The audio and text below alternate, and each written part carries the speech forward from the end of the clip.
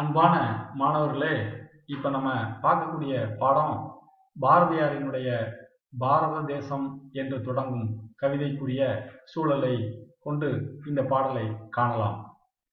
ஆங்கிலேயருக்கு எதிராக சுதேசிகள் புதுச்சேரியில் சந்தித்துக் கொள்வது வழக்கமாக இருந்த காலகட்டத்தில் பாரதியார், ஐயர், திருமலாச்சாரியார், நாகசாமி, யதுகிரி, யதுகிரியின் தகப்பனார் ஆகியோர் யதுகிரி அம்மாளின் வீட்டில் தங்கியுள்ளனர். இவர்கள் புதுச்சேரியில் உள்ள கடலில் நீராடச் செல்லும் வழியில் ஒரு பாம்பாட்டி நிலத்தில் பாம்பை விட்டு வேடிக்கை காட்டிக் கொண்டிருந்தான். பாம்பாட்டி குழலை ஊத பாம்பு சந்தோஷமாக ஆடிக்கொண்டிருந்தது.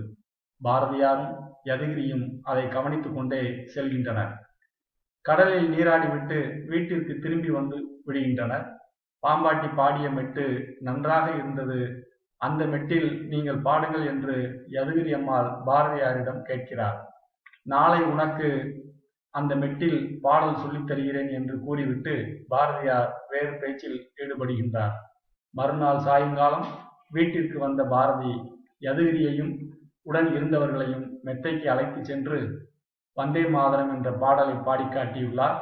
அதன் பின்னர் பாரத தேசம் என்று பெயர் சொல்லுவார், மீடி பயங்கொள்ளுவார், தூய பகை வெல்லுவார் என்று கூறி தொடர்ச்சியாக 14 பாக்களை பாடியுள்ளார்.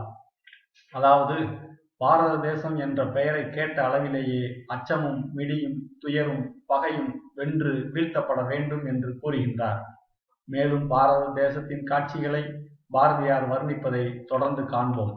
வெள்ளி பனிமலையின் மீது உலாவுவோம், அடி மேலை கடல் முழுவதும் கப்பல் விடுவோம், பள்ளித்தாளம் அனைத்தும் கோயில் செய்குவோம், எங்கள் பாரத தேசம் என்று தோள் கொட்டுவோம் என்ற கவிதை வரியில் பாரத தேசத்தின் அறிவாராய்ச்சி வளர்ந்து ஆகாய கப்பலில் கையிலையை எட்டி கடல் முழுவதும் கப்பல் நடத்தி ஒவ்வொரு கிராம வாழ்வையும் கோயில் வாழ்வாக்கி சிறந்து திகழ்ந்து வீரமுடன் தோள் கொட்டி ஓங்குக என்று பாடியுள்ளார்.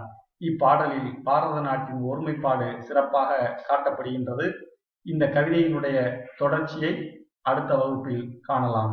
நன்றி, வணக்கம்.